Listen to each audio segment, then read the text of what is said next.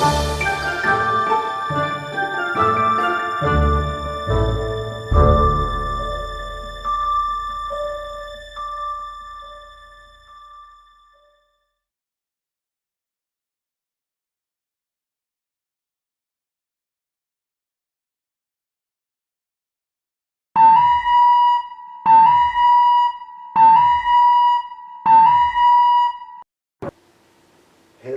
YouTube.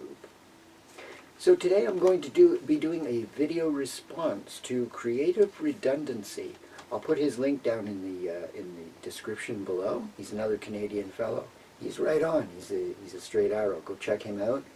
Like I say, I'll put his link down below in the description, and I encourage you to check him out. Give him a sub, show him some love, some thumbs up, all that kind of beautiful stuff. He not too long ago did a video where he initiated a tag, a weather environment tag. He's asked 10 questions about the environment where we live. So I'm going to answer those 10 questions localized to my environment here in near Beloeil, Quebec, which is near the city of Montreal. And here we go. So the first question he's asked: how hot or cold does it get without humidex or wind chill?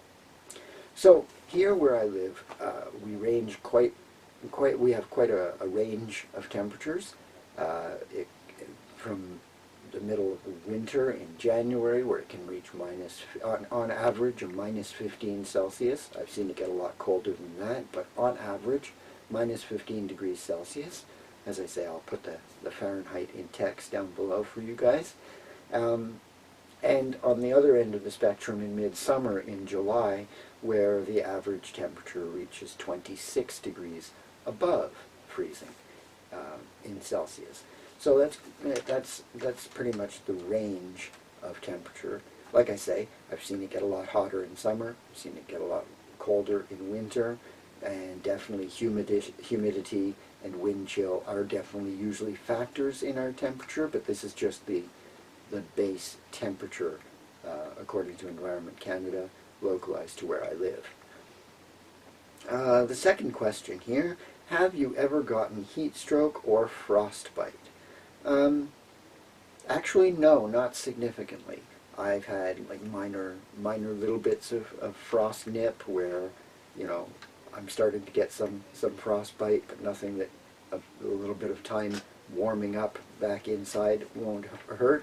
I think I've more often come near heat stroke than frostbite. Actually, I've had more heat-related incidents, though I've never actually had full-on heat stroke, but I've suffered more, I think, from the heat than I ever have from the cold. Living where I live all my life, it's just really habit to bundle up when going outside.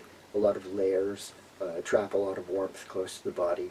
You know, that's one thing. A lot of people would think that just putting on one big, heavy, bulky coat would be enough, but in the environment where we live, it actually makes more sense to put on multiple layers of not so thick clothing and trap a lot of layers of warmth closer to the body to keep us warm.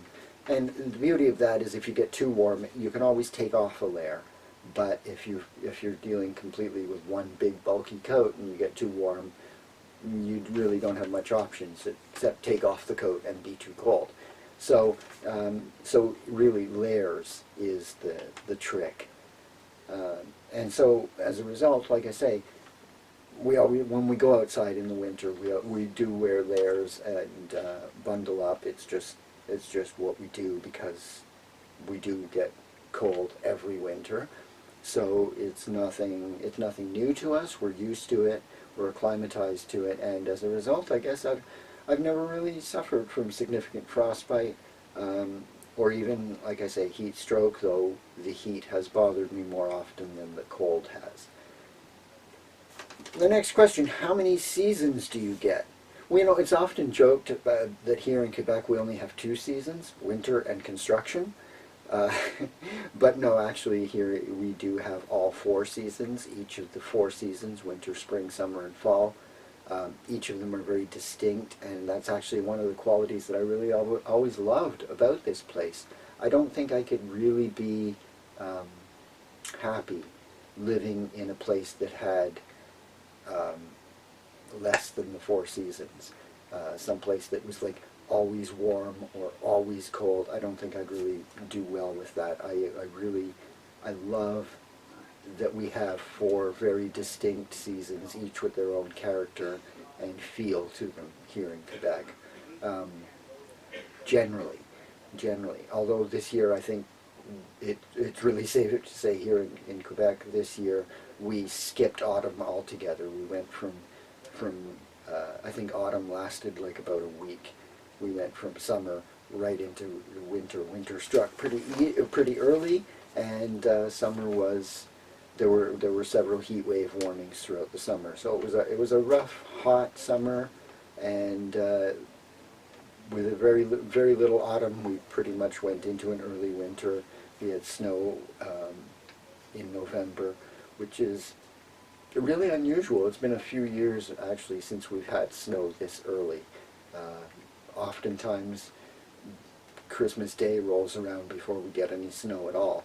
So so to have snow in early November this year was actually quite sudden. It's not like we have a huge accumulation of snow at this point, but there is a few inches of snow on the ground, and that will very likely stay right through until March, late March, early April now. So yes, how many seasons we get? 4.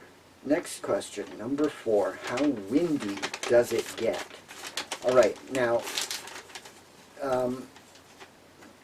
just in general for the area, the wind ranges from at its lowest in August, where we can get about 12 miles an hour on average. Out to February, we can sometimes get as much as 20 miles per hour winds in February, so whatever. But I do have to point out that where we live, specifically where we live, we have agricultural cropland all around us, so it's very wide, very flat, open area. So our yard is very exposed to the wind.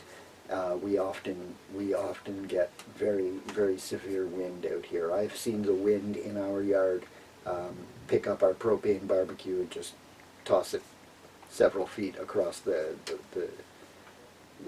yard. This is the first time I've lived in a place that was this exposed to the wind, so it's been quite dramatic to see that. And yeah, we get a lot of wind, but on average 12 to about 20 miles per hour winds throughout the year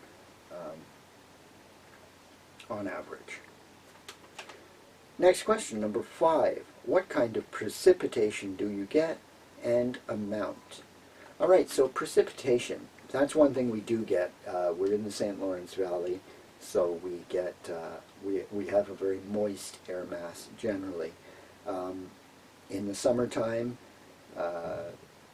the highest is around August, where we can see rain 3 to 4 inches a month on average, and in the winter 2 to 3 inches a month of snow. We also get sleet and freezing rain quite often. In the summertime, rain, hail. Yeah, that's what we get. And again, it varies. It's you know, we tend to get a lot of rain like at night. We'll get thunderstorms at nights during the winter, during the summertime. During the day, not as much during the day. During the day, it's usually quite dry, but humid, moist, very sticky. We get very sticky summers here. Number 6, what kind of storms do you get? So yeah, like as I said, we don't, this far north, the air mass is generally too cold to support the big killer storms. We don't really see hurricanes. Hurricanes will come up the coast, but by the time they make it this far north, they're generally downgraded to tropical depressions. We'll see winds and rain, but that's about it. We do get thunderstorms, sometimes quite spectacular thunderstorms. I love thunderstorms. Really, lightning, very, very magical and very empowering. I love that. And then, of course, in the winter time, snow. We'll get blizzards. We'll get ice storms. And I'll talk a bit more about that in another question, which talks about. In question 8, we talk about natural disasters and stuff like that.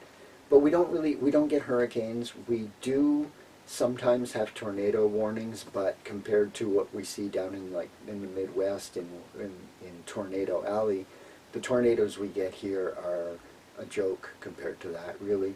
Again, the cold air mass, we don't really get the big nasty tornadoes very often. Certainly none that I remember in my lifetime, at any rate. We've had little ones, but nothing spectacular. For the most part, we'll get rainstorms, we'll get thunderstorms, we get hailstorms, brief hailstorms sometimes in the summer, and again in winter, snow, blizzards, sometimes some pretty severe blizzards. A lot of heavy accumulation of snow in a very short period of time, but for the most part, that's about what we get, rain and snow. Next question, number 7. Does it flood or drought? Landslides, mudslides, avalanches, pyroclastic flow? Well, we'll rule out pyroclastic flow because this area is not volcanically active. We don't have any active volcanoes in the area, so no, we're not worried about the pyroclastic flow at this point. The city of Montreal, however, Mount Royal, was an active volcano once upon a time, but it's been a very, very long time since it's been active, and the hot spot that made it active has moved on since then, and so it's not likely that it's ever going to become active again. So no, we're not in an area like that. We do get earthquakes because of being in the river basin to such a large river. We do get shifting earth, and we do get earthquakes. I'm actually told that we experience 3 or 4 earthquakes a day, but they're very low magnitude, and you wouldn't even feel it if it wasn't for instruments measuring these kinds of things. Nobody would ever know that they were happening.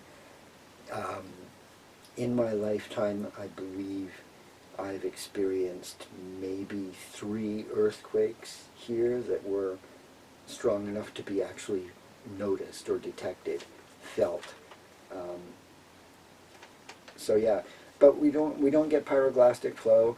Avalanches, again, not so much because we are in the flatlands here. We're not in heavy mountains. A little bit further north where the mountains ranges really begin, sometimes they do happen. Landslides and mudslides are a little bit more common because of just the soil composition in this area of the country and in the Canadian Shield.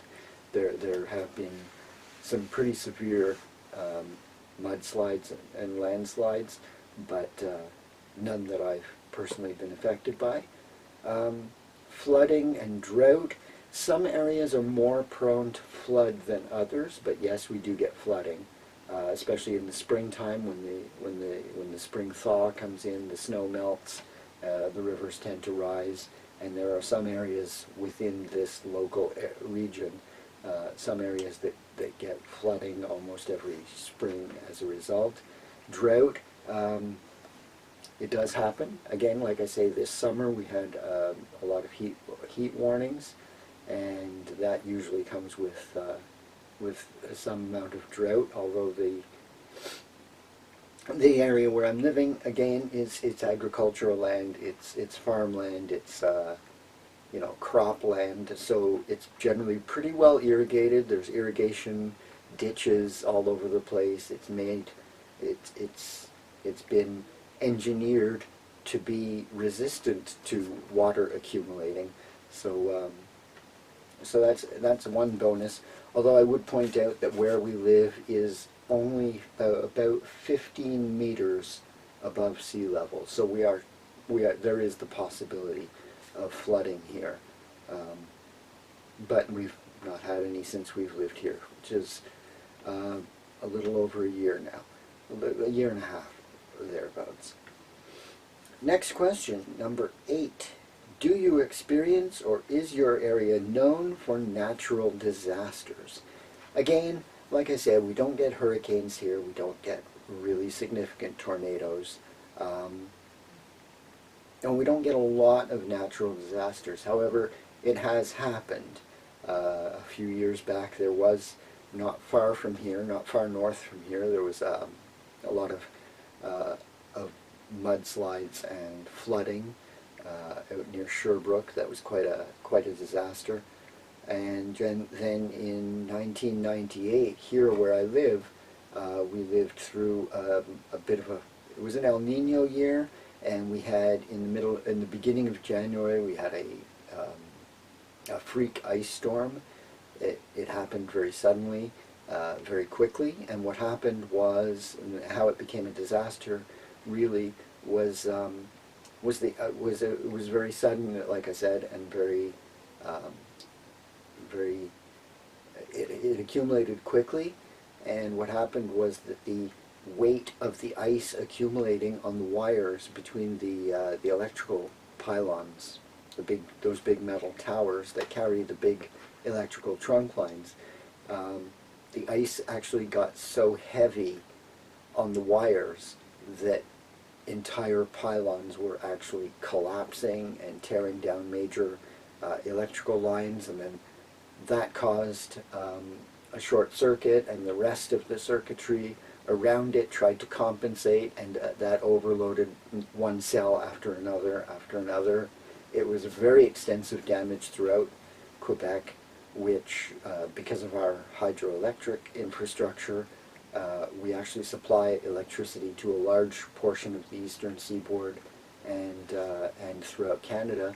So yeah, that ice storm actually did destabilize the electrical grid quite severely. And if I recall correctly, there were actually some places in very outlying regions where the damage wasn't rectified again for well into the summer after that. So can you imagine 5 or 6 months without electricity? It was quite severe. So that kind of thing does happen here, but it's not a common occurrence, thank goodness. Question number 9. Lightning is rare. Do you know anyone personally hit by lightning? I actually do know one gentleman who was hit by lightning. As Creative Redundancy points out, it is quite a rare occurrence. I myself have never been struck by lightning, thank goodness, knock wood.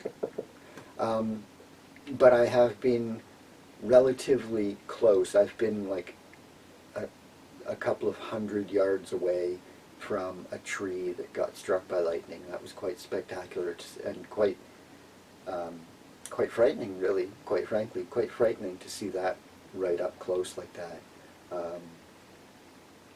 It was close enough that I remember the flash of the lightning coming in, and I remember that image of lightning being sort of burned onto my retina for a couple of minutes afterwards. Although again, I really don't know if it was actually burned on my retina or if that was just psychological, because it was quite dramatic to be that close to lightning. But I myself have never been struck by lightning. Again, knock wood. Number 10, main terrain feature of your area. So I'll probably roll in some B-roll in a corner here somewhere as I'm talking, but as I said earlier, the area around us is very flat and wide open. There are 2 mountains sort of jutting out of the middle of the flatness very, very dramatically. Almost as dramatically as like Ayers Rock in Australia. And it's just sort of rock that just sort of juts out of the flatland. It's almost like that. We have Mount Saint Hilaire, which is the closest to us in that direction. And then over in that direction, there's Mount Saint Bruno, a little bit. Well, I guess they're about equal distance. So we have two mountains near us, but otherwise it's very, very flat land. No hills or anything like that near us, except for those two mountains. All right, so there we have it. Those are the 10 questions to Creative Redundancy's Weather Environment tag. I hope you've found this interesting, or at least entertaining.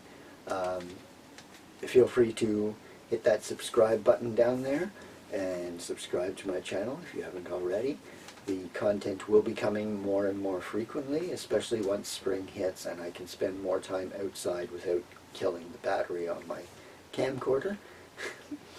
I'll take you out with me while I do some gardening. I'll do some walks around the area, and just spend a lot more time outdoors in nature, which I enjoy doing at any time of the year. But like I say, in winter it's just a little bit more difficult to record that. When you record anything, it takes like 10 times longer than just doing it, and with our short days, I really don't have, it really takes a lot of time to do the filming, and with short days there's just not that much time. So I haven't been taking the camera out as much. And again, like I say, if it's snowing or raining or freezing rain or whatever, I don't want to damage the camera. It's not waterproof, and the battery really doesn't do well with the cold. So I haven't been recording as much as I'd like to, but come springtime we'll definitely be out there a lot more, and I'll be taking you out with me more regularly. So stay tuned for that. Hit that subscribe button. Give me a thumbs up if you like what you've been hearing. Feel free to engage with me with comments down in the comment section down below. You all know how this works here.